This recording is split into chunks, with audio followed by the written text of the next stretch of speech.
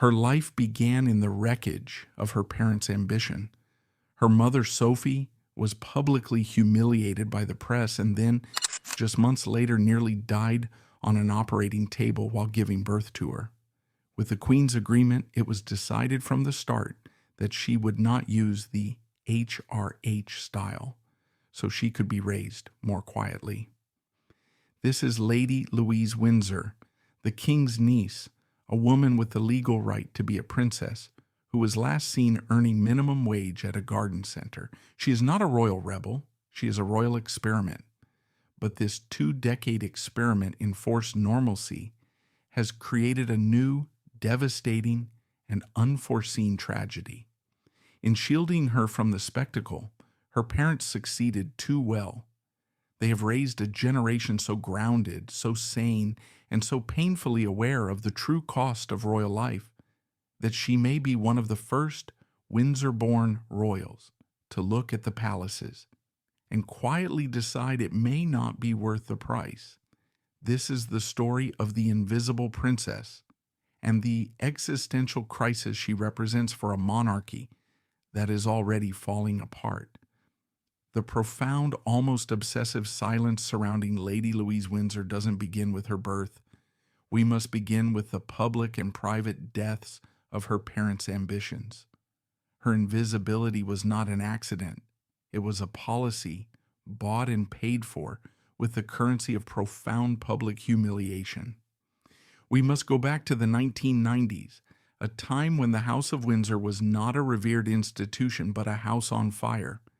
The decade began with Queen Elizabeth II's Annus Horribilis, her horrible year of 1992. It was a perfect storm of disaster. The separation of Prince Andrew and Sarah Ferguson, complete with the infamous toe-sucking photographs that made the family a global laughingstock, the divorce of Princess Anne, and the all-consuming toxic inferno of the War of the Waleses, as the marriage of Prince Charles and Princess Diana disintegrated in a torrent of leaked tapes, tell-all books, and competing televised confessions of infidelity. The very fabric of the monarchy, its mystique and its dignity, was being torn to shreds in the daily papers. Into this arena of public scorn stepped the Queen's youngest son, Prince Edward. He was and is the different one. He was not the dutiful heir like Charles, the stoic workhorse like Anne, or the swashbuckling war hero like Andrew. Edward was the artist, the sensitive one, the one who loved the theater, and in a family that defines itself by military service, his first public act was one of failure.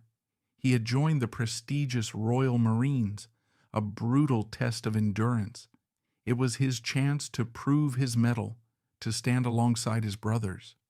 And just 4 months into the 12-month training, he quit. He simply couldn't take it. The press, which had been skeptical from the start, was merciless. He was branded weak, a wimp, a mummy's boy who lacked the fundamental Windsor grit. It was a public branding of inadequacy that would haunt him, and it set the pattern for his early life. He was the royal who wasn't quite enough. Humiliated and adrift, Edward decided that if he couldn't be a soldier, he would be a showman. This led to his second and perhaps most infamous public disaster, the 1987 television special. It's a royal knockout. It is almost impossible to overstate the sheer, mind-boggling absurdity of this event. In a desperate attempt to appear modern and fun, Edward convinced his younger family members, including Prince Andrew, Princess Anne, and a giddy Sarah Ferguson, to dress in mock medieval costumes and cheer on teams of celebrities who were running around in giant foam rubber vegetable costumes and throwing fake hams at each other. The public was not amused. They were horrified. They saw it as a cheap, vulgar, and degrading spectacle that dragged the crown through the mud for a television rating. When a flustered Edward held a press conference after the event, he was met with stony silence from the reporters. "What did you think?" he asked pleadingly. When no one answered, His royal petulance cracked. "Thanks for being so enthusiastic," he sneered and stormed out of the room. He had proven the critics right. He was a spoiled, thin-skinned amateur. The monarchy retreated, but Edward did not. He was convinced that his path lay not in duty, but in media. He founded his own television production company, Ardent Productions. The name itself, ardent or passionate, was a signal of his artistic pretensions. He was to be the first Windsor to hold a real job, to be a self-made man. The reality was a slow-motion car crash. Ardent Productions became a running joke in the British media. It produced a handful of mediocre royal-adjacent documentaries that no one watched. It hemorrhaged money, losing millions of pounds. And worst of all, it exposed Edward to the one accusation the Queen dreads most, that he was cashing in on his title. He wasn't a producer. He was a prince playing producer, using his access and his name to fund a vanity project. The entire rotten enterprise finally imploded in 2001, and it did so in the worst way imaginable, by committing a cardinal sin against the family itself. A film crew from Ardent Productions was discovered on the campus of St. Andrews University in Scotland. Their target? Edward's own nephew, Prince William, who had just enrolled as a student. At the time, a fragile truce existed between the palace and the press. Leave William alone to have a normal university life. The press, still reeling from the backlash over Diana's death, had agreed. And here was the future king's own uncle, violating that sacred trust, trying to snag stealth footage of the young prince for one of his failing documentaries. The fallout was catastrophic. Prince Charles, it was reported, was incandescent with rage. This wasn't just poor judgment. It was a profound familial betrayal. Edward was ordered to stand down. Ardent Productions was effectively shuttered. At 37 years old, Prince Edward was a two-time public failure, a man whose ambition had led him to personal and professional ruin. This is the man who, in 1999, had married Sophie Rhys-Jones. Sophie was meant to be his salvation. She was everything he was not. She was a self-made, successful, middle-class career woman. She ran her own successful PR firm. She was grounded, professional, and savvy. The press loved her, casting her as the new Diana, a breath of fresh air who would finally give the wimpy prince some backbone. For 2 years, the plan seemed to work. The new Earl and Countess of Wessex were a stable, modern couple, until in April 2001, Sophie, the PR professional, walked directly into the most notorious journalistic trap of the decade, the fake sheikh.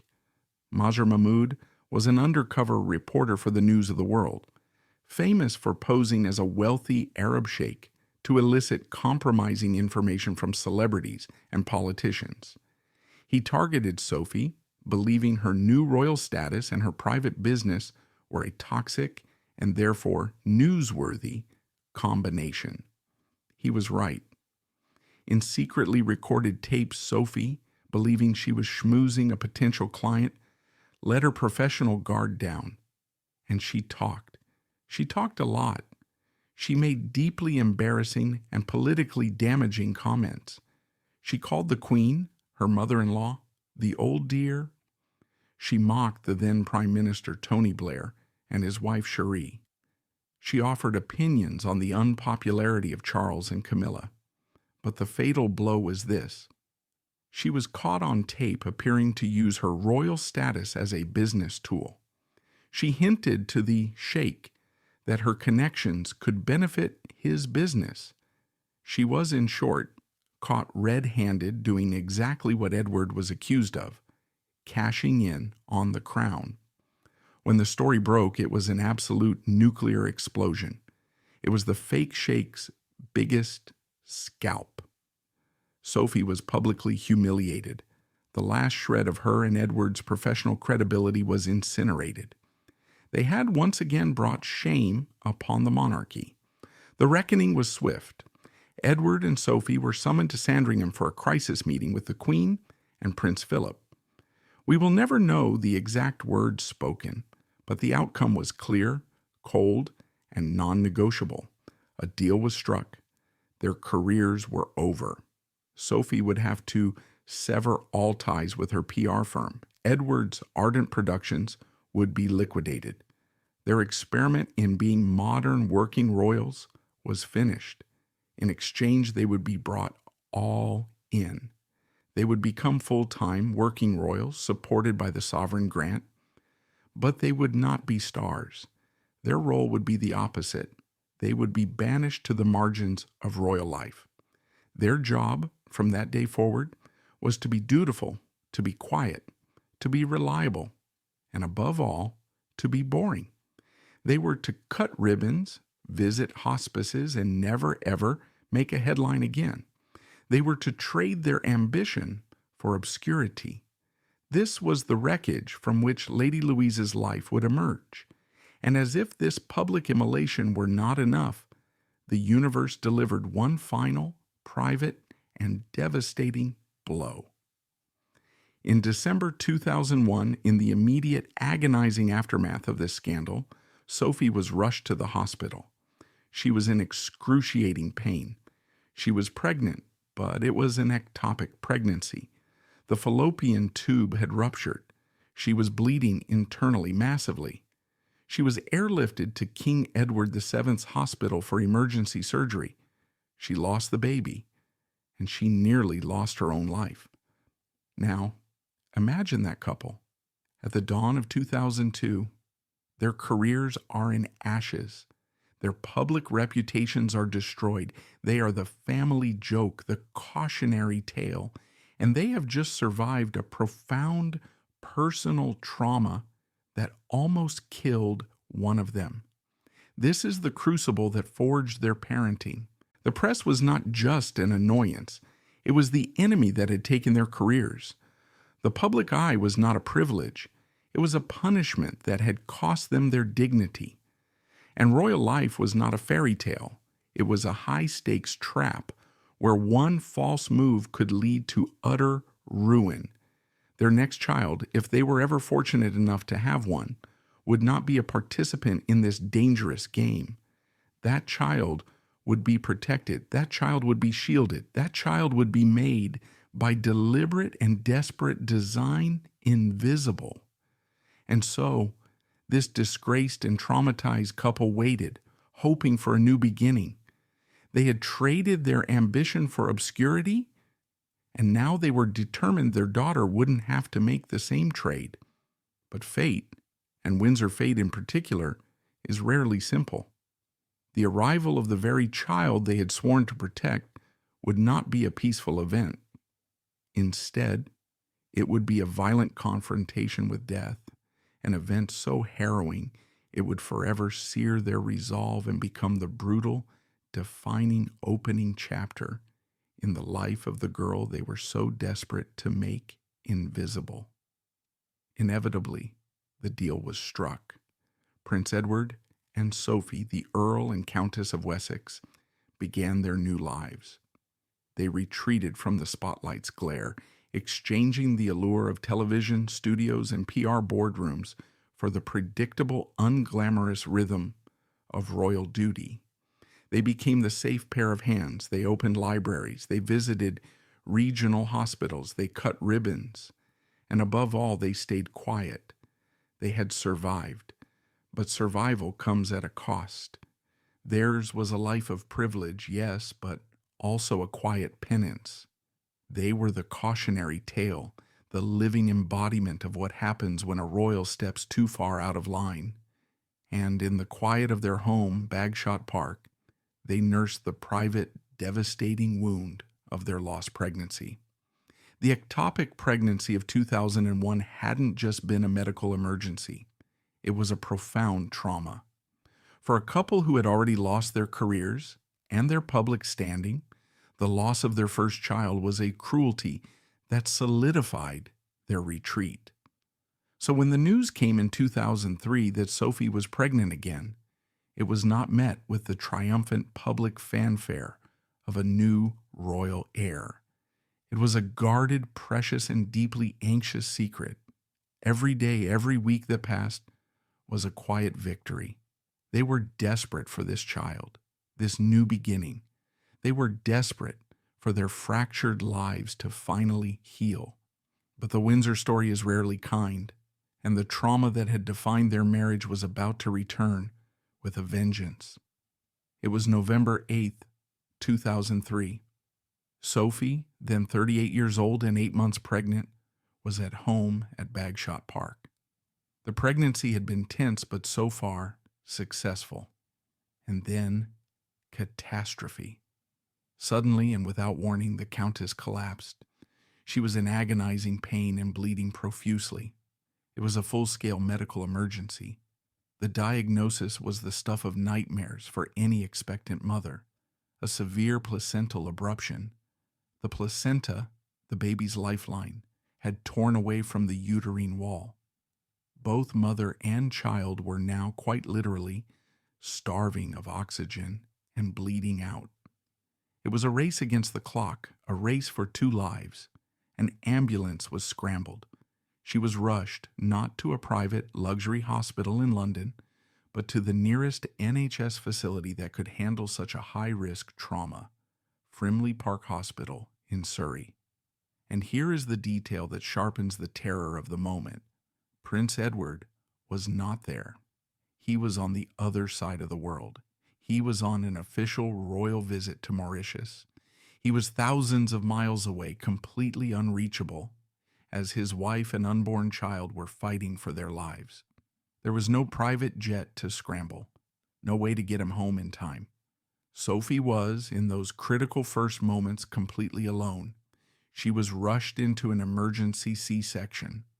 The scene in the operating theater was one of controlled panic. The lead surgeon, Mr. Sukhpal Singh, and the royal gynecologist Marcus Setchell, who had been rushed to the hospital, knew the stakes. The baby, a girl, was delivered, but the crisis was far from over. Sophie was hemorrhaging, massively. It was later revealed that she had lost 9 pints of blood, an almost unbelievable volume, more than the average adult body holds. She was slipping away right there on the table. For several minutes, she was described as being just minutes from death. The medical team worked frantically, performing a massive blood transfusion, fighting to bring her back from the brink. While her mother's life hung in the balance, the newborn baby girl was also in critical condition. Born 4 weeks premature, weighing just 4 pounds and 9 ounces, she was in distress. She needed immediate specialist neonatal care that Frimley Park, a district hospital, couldn't provide. And so, in a second, cruel twist of fate, the solution was separation. The baby, not yet named, was stabilized, placed in an incubator, and transferred immediately, alone, to the neonatal intensive care unit at St. George's Hospital in Tooting, London, a different hospital miles away. Imagine the scene. Sophie finally emerged from the fog of anesthesia, weak, ravaged by surgery, her body pumped full of donated blood. She was alive, she was a mother, but her baby was gone. Her husband was on another continent. She was, once again, a victim of trauma, lying alone in a hospital bed. Prince Edward, finally reached with the news, was frantic. He cut his tour short and took the first available flight back to the UK. He landed in a country where he was now the husband of a critically ill woman and the father of a critically ill child, who were in 2 different hospitals.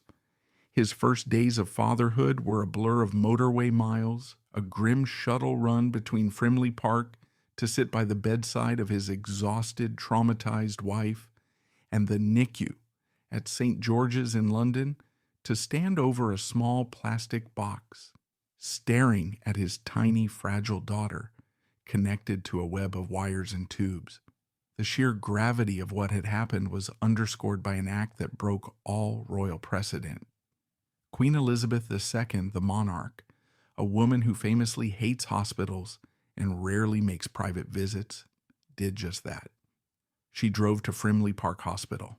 She walked into the NHS ward, past the other patients, and went directly to her daughter-in-law's bedside. It was an act of profound human compassion. It was a mother-in-law visiting her child, a signal to the world of just how close the family had come to an unimaginable tragedy. For days, Sophie recovered in one hospital while her daughter fought for life in another. Finally, 6 days after her birth, Louise was stable enough to be transferred back to Frimley Park. Mother and child were reunited. It would be 16 long days before Sophie herself was strong enough to be discharged. When she and Edward finally emerged, blinking into the flashbulbs of the press, they were holding their miracle baby. The world celebrated a happy ending. But Edward and Sophie, they were changed. This wasn't just a birth, it was a near-death experience, layered on top of all their other public and private traumas. This child, born in such violence and fear, was not just a daughter, she was a survivor, and their duty to protect her became an almost religious obsession. The first act of protection had, in fact, been decided months before. In the official birth announcement from Buckingham Palace, a small revolutionary line was included. Her Royal Highness the Countess of Wessex was safely delivered of a baby girl. Her Majesty the Queen has decided, with the agreement of the Earl and Countess of Wessex, that their daughter will be styled as Lady Louise Windsor. This was a bombshell, delivered in the quietest, most bureaucratic way possible. Let's be perfectly clear. Under the 1917 letters patent, the law that governs royal titles, this baby was automatically Her Royal Highness Princess Louise of Wessex. As the daughter of a monarch's son, that was her birthright. But her parents, with the Queen's explicit blessing, had chosen not to use it. This was a radical departure. Her older cousins, Princess Beatrice and Princess Eugenie, the daughters of the disgraced Prince Andrew, were and are HRH princesses. They were raised with the titles, the security, and the burden that came with them. Louise would not be. By styling her as Lady, the daughter of an earl, Edward and Sophie were deliberately and publicly placing her on a different, lower status path. This wasn't a punishment, it was a gift. It was the gift of a chance at a normal life. It was a direct response to the fake shake scandal, to the Arden Productions failure. It was Edward and Sophie saying, "The system failed us. The press nearly destroyed us. Our child will not be fed to the same machine. She will not be a royal highness for the tabloids to hunt. She will be Lady Louise, a schoolgirl." They were trying to build a firewall between their daughter and the institution she was born into. But the trauma of her birth had left one more lasting mark. As Louise grew from an infant into a toddler, it became clear that something was wrong. Her premature birth, the distress of her arrival, had affected her. She was born with esotropia, a severe condition that caused her eyes to turn inwards. It was a pronounced, very visible squint. For a family in the public eye, this was yet another potential vulnerability, another imperfection for the cruel British tabloids to mock. But the Edward and Sophie of 2004 were not the Edward and Sophie of 1997. They had learned from Diana's suffering. They had learned from their own. They would not hide their daughter as if she were a dirty secret. They would not subject her to the stiff upper lip that broke so many before her. They approached it not as a royal crisis, but as a medical challenge. Louise had her first operation at just 18 months old. It was an attempt to correct the muscles, and it failed. The procedure was unsuccessful. For her entire early childhood, as she appeared in rare, fleeting glimpses, a bridesmaid at William and Kate's wedding, a face in the crowd at Trooping the Color, her condition was visible. She was the little royal girl with the crooked eyes. Instead of this becoming a source of shame, her parents turned it into a mission. Sophie, the woman who had lost her PR career, found a new, more authentic voice. She became a global ambassador for the International Agency for the Prevention of Blindness, IAPB, and a patron of Vision 2020. She used her daughter's private struggle as the fuel for her public work. It was the boring but worthy role, now made deeply personal.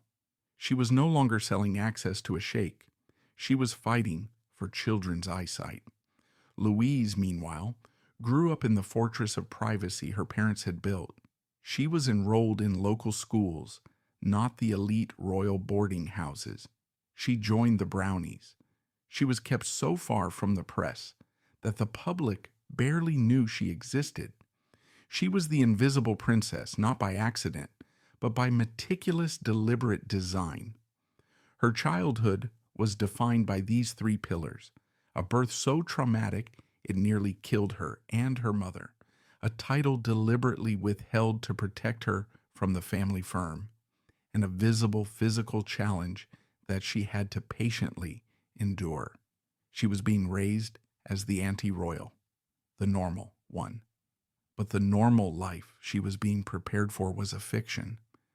Because you can take the princess out of the title, but you can't take the Windsor blood out of the girl. And that blood, as she would soon discover, comes with a debt that must always be paid. The experiment had officially begun. Lady Louise Windsor was now a name, but not a headline. Her title was withheld, her medical struggles handled with privacy and dignity.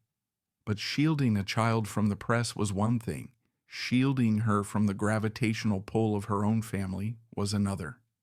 As she grew up within the strange, insular ecosystem of the royal estates, she was pulled into the orbit, not of stars or celebrities, but of the one man who, like her, despised the fluff of public life. And it would be he who, in secret, would forge her true identity. And so, the experiment began. A deliberate attempt to raise a Windsor child as if she weren't one. The child, born in trauma and shielded by design, was now growing up. But her world, while private, was anything but normal. Lady Louise Windsor was being raised in a strange paradox.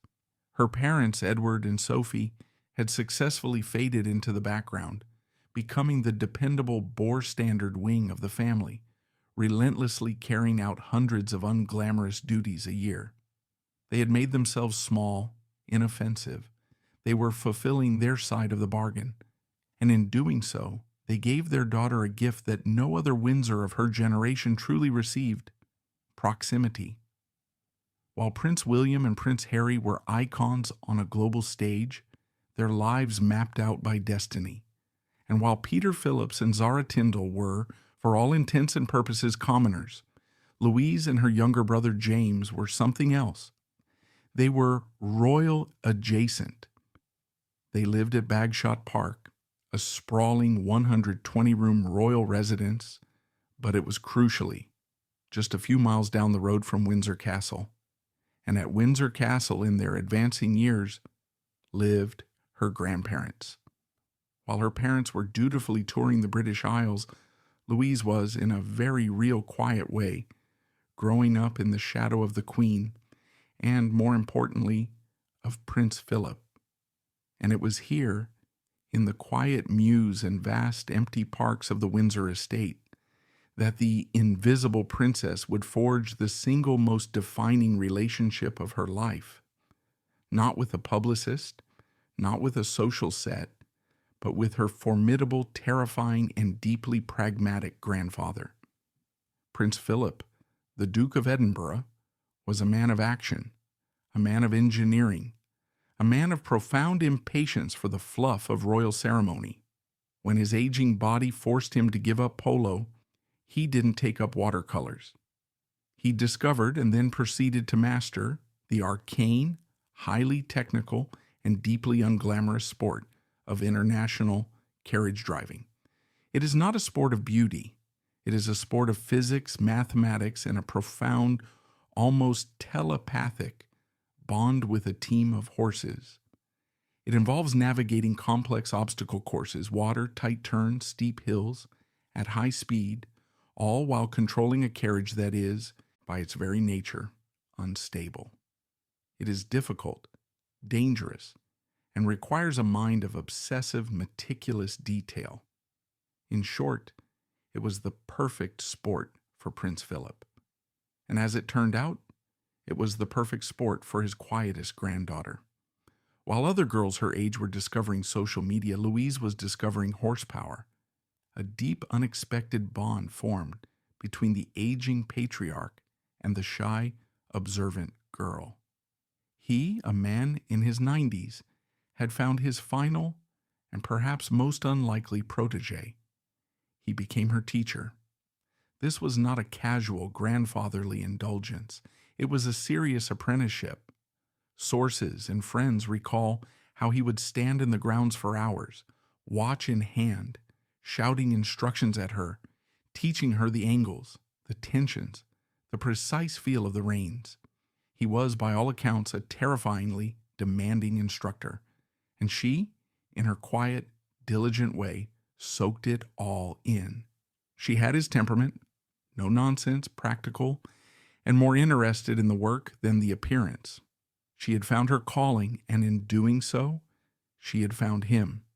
She had given him a purpose in his final years, and he had given her an identity, one forged not in public duty, but in a shared private passion. She became a fiercely competitive driver in her own right, representing Great Britain in European championships. This was her secret life. Away from the cameras, away from the pressure, she was simply Louise the carriage driver, the one person who truly understood and shared her grandfather's eccentric obsession. When Prince Philip died in April 2021, at the age of 99, the world mourned a complex, deeply loyal consort. Lady Louise, then 17, mourned her grandfather, her teacher, and her mentor. And it was in his death that the depth of their private bond was made public. She was reported to have inherited his two fell ponies, Balmoral Nevis and Knotlaw Storm, and his dark green carriage. It was not a tiara or a palace or a portfolio of stocks. It was a tangible piece of his very soul. He left her his two most beloved fell ponies, Balmoral Nevis and Knotlaw Storm, and he left her his dark green carriage, the very one he had designed and driven for decades, the same one that had been the most poignant centerpiece of his funeral. It was not a gift. It was a passing of the torch. It was the ultimate pragmatic statement from the ultimate pragmatist. It was Philip, even in death, saying, "You are the one who gets it. You are the one who understands. You carry this on." This was the moment Louise, as an individual, truly entered the public consciousness.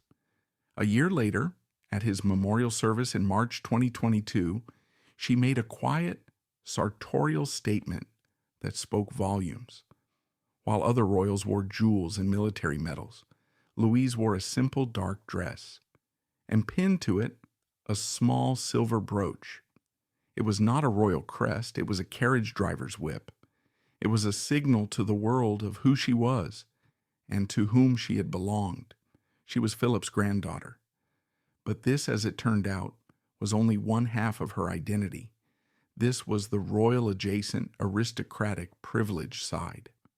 Just as the world was beginning to understand her as this serious equestrian heiress, a different story emerged. A story so baffling, so mundane, and so profoundly unroyal that it seemed to come from an alternate reality. It was the summer of 2022. Lady Louise Windsor had just turned 18. She had completed her A-levels at a private but not ostentatious school in Ascot, and she was waiting to find out her exam results, which would determine if she had gotten into her university of choice. So, how does then, around 16th in line to the throne, the granddaughter of the Queen, the protégée of Prince Philip, spent her summer holiday. She got a job, not a high-powered internship at Sotheby's, not a research position at a family friend's think tank. She was found working at a local garden center for a reported £6.83 an hour, the minimum wage. The story, when it broke, was met with a kind of national delighted bewilderment. Customers at the garden center told reporters they couldn't believe it. There, in a simple work uniform, was the Queen's granddaughter, greeting customers, working the tills, pruning plants, and helping old ladies carry bags of compost to their cars. Shoppers said she was polite, modest, and sweet. One famously joked to a reporter, "I knew the cost of living crisis was bad, but I didn't think I'd ever see a royal working at a garden center." This was the invisible princess in her purest form. This was the experiment brought to its stunning conclusion. Edward and Sophie had done it. They had actually done the impossible.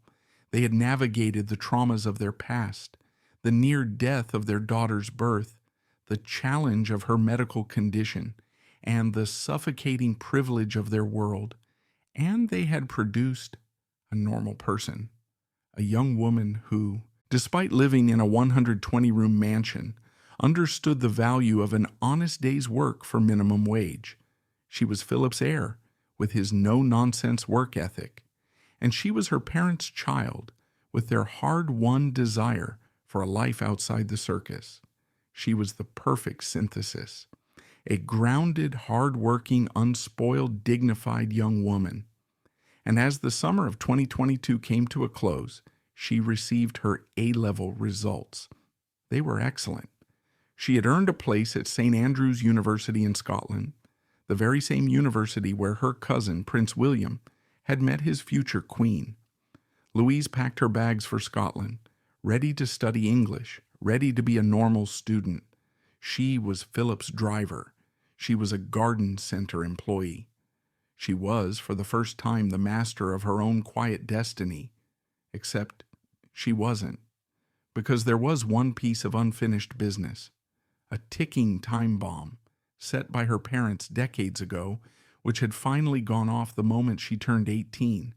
It was the question of the title, the question of her Royal Highness. The deal her parents had made was not permanent. It was, they had said, a choice. And now, as an adult, Lady Louise Windsor had to make it. The choice was deceptively simple. Would she become HRH Princess Louise and accept the life of full-time duty, security, and gilded imprisonment that came with it? Or would she reject it and attempt to live a normal life, a princess in blood, but a commoner in practice? She was at a crossroads. And as she was weighing this life-altering decision, the institution she was trying to keep at arm's length began to collapse. The monarchy was in a crisis of manpower. Prince Andrew was in permanent public disgrace, banished. Prince Harry and Meghan Markle had fled to America, leaving a scorched earth policy behind them and, crucially, a massive hole in the royal rota. The older generation, the Kents, the Gloucesters, were in their 80s. The Queen herself was visibly frail. The burden of the entire operation was falling on Charles, Camilla, William, and Kate, and suddenly the boring Wessexes, Edward and Sophie, were front and center. They were reliable. They were scandal-free. They were promoted overnight from the B list to the A list. And in that promotion, all eyes turned to their perfectly raised, respectable, and now adult daughter. The invisible princess was suddenly very, very visible. And the choice she was being offered was beginning to look less like a choice and more like a draft notice. Louise had achieved a perfect paradoxical balance. She was Philip's equestrian heir and a part-time garden center employee. For a moment, she seemed to have mastered her own quiet destiny. But just as she was packing for a normal student life in Scotland, the institution she had always kept at a safe distance began to crack from within. The year 2022 would not be a quiet one. The monarchy's scaffolding, already weakened by scandal and defection, was about to be exposed to the entire world, and it would pull Louise and her choice onto center stage, whether she wanted to be there or not. The year 2022 was meant to be a triumph. Queen Elizabeth II's Platinum Jubilee, celebrating an unprecedented 70 years on the throne, was a moment of national pride and celebration. For the royal family, it was meant to be a grand display of unity, continuity, and enduring strength. Instead, it became a stark visual representation of the monarchy's deepening crisis of manpower. The indelible image from the Jubilee was not of a united family, but of a significantly thinned-out Buckingham Palace balcony. The Queen, visibly frail, stood with only her direct heirs and their spouses, Charles and Camilla, William and Kate, and their children. The message was clear. This was the future, but it was also an unspoken admission of a profound vulnerability. The firm was shrinking. Prince Andrew was banned. Prince Harry and Meghan were relegated to watching from a window, their public roles long since stripped away. The older generation of working royals like the Duke and Duchess of Gloucester and Kent were, quite simply, too old to carry the burden. And so, almost by default, Edward and Sophie, the Earl and Countess of Wessex, found themselves thrust into the spotlight. The couple who had spent 2 decades meticulously cultivating an image of quiet, scandal-free dependability were suddenly indispensable. They were the most reliable, unproblematic, and hard-working of the Queen's remaining children. And with their unexpected elevation came a new intense focus on their children, Lady Louise and Viscount Severn. The invisible princess was now an adult, a university student, and a quiet, dignified figure who was being carefully observed by a public desperate for reassurance. The choice about her title, a choice her parents had carefully constructed to give her freedom, was no longer a theoretical exercise. It was a live question, debated in the press and in the palace corridors. Would she step up? Could she fill the void? Just 3 months after the Jubilee, the world ground to a halt. On September 8, 2022, Queen Elizabeth II, the only monarch most of the world had ever known, passed away at Balmoral. The nation plunged into a period of profound mourning, and the royal family, in their grief, were forced to put on a display of unity and continuity unlike any other. For Lady Louise, this was not just the passing of a sovereign, it was the loss of her beloved grandmother. And perhaps even more acutely, it was the loss of the woman who had in many ways silently sanctioned her normal upbringing. The Queen had given her parents permission to shield her.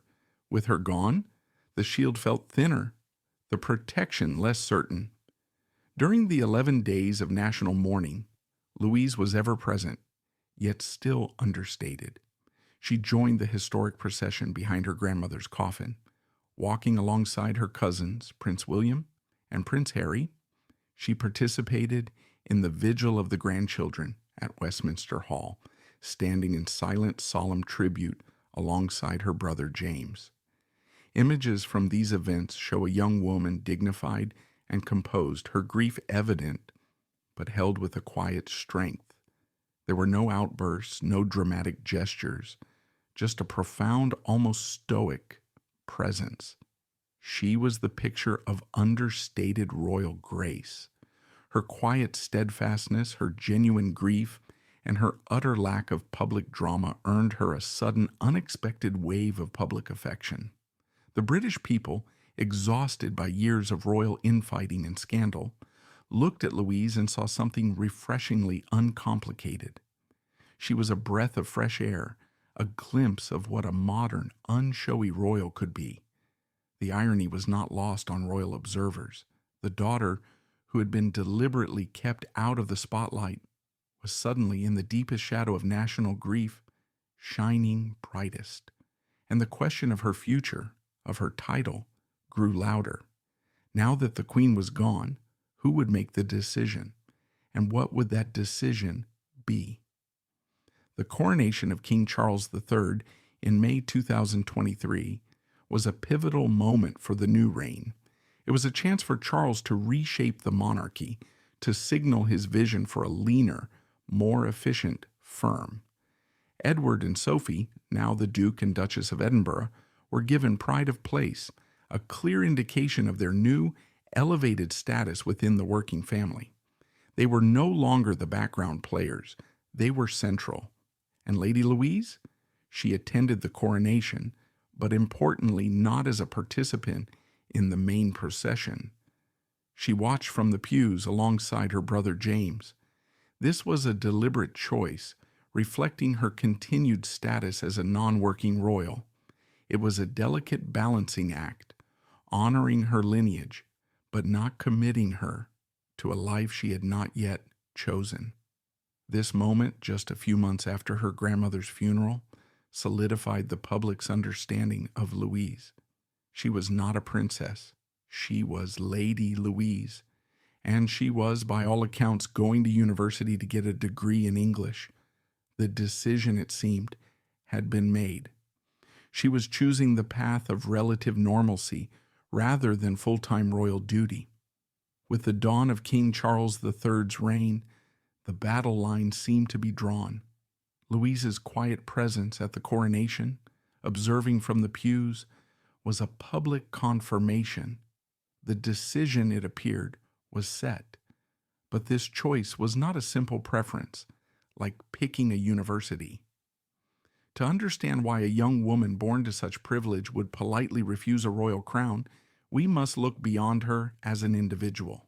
We must analyze the deep generational rot that had set in, a rot that she had a front row seat to witness her entire life. The decision of Lady Louise Windsor, a granddaughter of the Queen, to reject the title of princess and pursue a normal life is not just a personal choice. It is a profound historical statement. It is a quiet yet devastating indictment of the modern monarchy and its failure to inspire its own heirs. This is the central argument that must be confronted. Lady Louise represents a new kind of generational tragedy within the House of Windsor. She is part of a generation that has grown up watching the crown devour its own. Think of what she has witnessed. She saw her great-aunt, Princess Anne, subjected to a relentless tabloid feeding frenzy in the 70s and 80s. Her every move scrutinized, her children largely cast aside by an institution that didn't know what to do with secondary royals. She saw her great-uncles, Andrew and Edward, crumble under the weight of expectation and public ridicule, one retreating into scandal, the other into a quiet, unglamorous existence. She saw the tragic, brutal end of her great-aunt, Princess Diana, hounded to her death by the very media machine that had initially created her. She grew up in the shadow of Diana's ghost, a constant reminder of the monarchy's destructive power.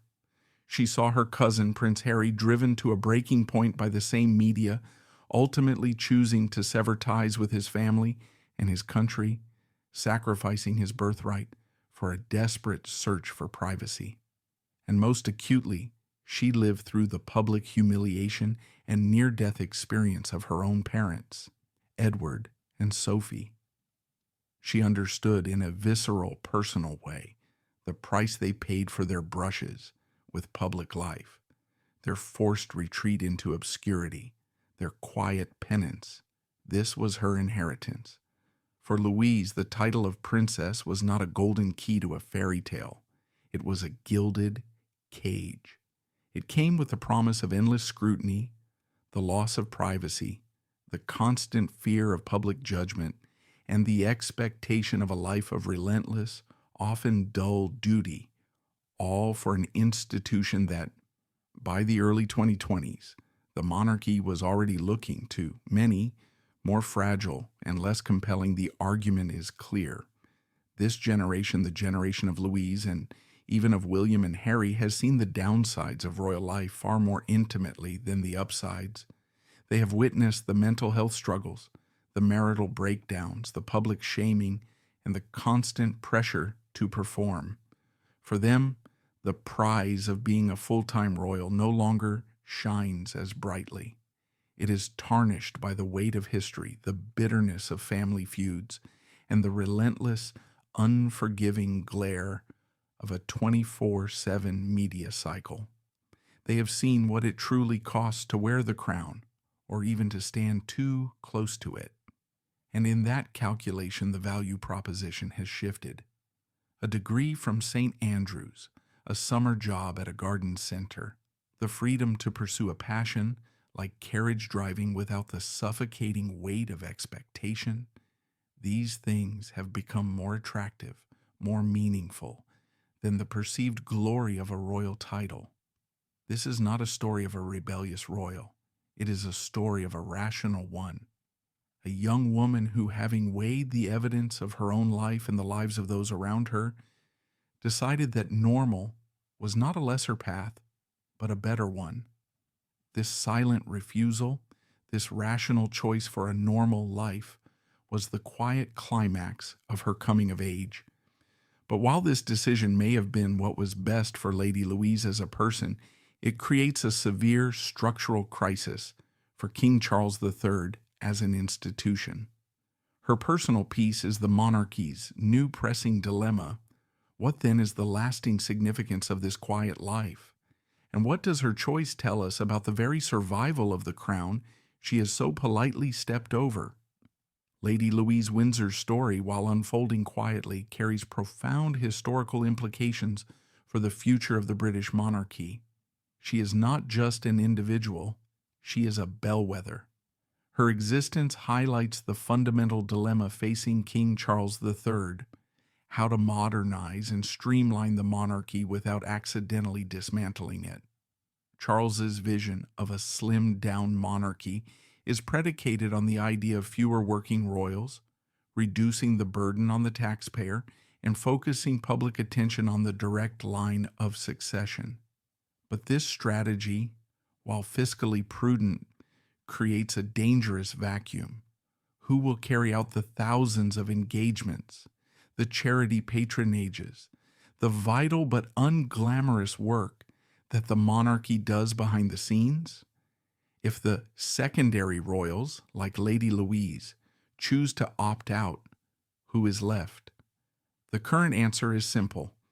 Only Charles and Camilla, William and Kate, and potentially Edward and Sophie, working themselves to exhaustion. This is not sustainable. Louise's path demonstrates that the next generation, given a choice, may well choose personal freedom over royal duty. This could lead to a monarchy that is not just slimmed down, but dangerously fragile, lacking the broad base of support and engagement that the larger family once provided. Furthermore, Louise's story is a testament to the power of authentic, grounded upbringing in an age of performative celebrity. In a world saturated with carefully curated royal personas, her quiet dignity and genuine pursuit of a normal life stand out as a refreshing anomaly. She is inadvertently a powerful counter-narrative to the celebrity royal phenomenon. She is what Harry claimed he wanted to be. A royal, but one who earns her own way, who lives a life of purpose outside the gilded cage. But unlike Harry, Louise has achieved this with quiet grace, without drama, without publicly burning down her family. This difference in itself is a subtle but potent critique of the Sussexes' approach. What does the future hold for Lady Louise? She is currently a student at St. Andrews pursuing her degree. After that, she will likely enter a profession. What that profession will be, we do not know, but it will almost certainly be one that allows her to build a life on her own terms. Free from the constant shadow of the crown, she will likely continue her carriage driving, perhaps even competing at a professional level, fulfilling her grandfather's legacy in a way that would have made him intensely proud. And in time she may, in a very limited capacity, choose to take on certain royal duties, perhaps patronages for causes close to her heart, much like her mother has done. But it will be on her terms, as a choice, not as a lifelong obligation. Her story is far from over. She is still young, still finding her way. But the path she has chosen and the manner in which she has chosen it speak volumes. Lady Louise Windsor is not a future queen. She is not a headline grabber. She is not a rebel, nor is she a victim. She is instead a quiet revolutionary. Her story is a powerful, unspoken argument against the very institution she was born into. It is a testament to the crushing weight of public life, the insidious nature of constant scrutiny, and the profound human cost of a gilded existence. She is the princess who could have been, but chose not to be. She is the heir who, having seen the price exacted on her family, decided the crown was not worth the cost. And in her quiet, dignified refusal, she has perhaps inadvertently revealed the deepest, most troubling truth about the modern monarchy, that for the generation born within its very walls, the fairy tale has lost its magic. And the invisible princess, the one who chose to work at a garden center, may, in the end, be the most clear-sighted of them all.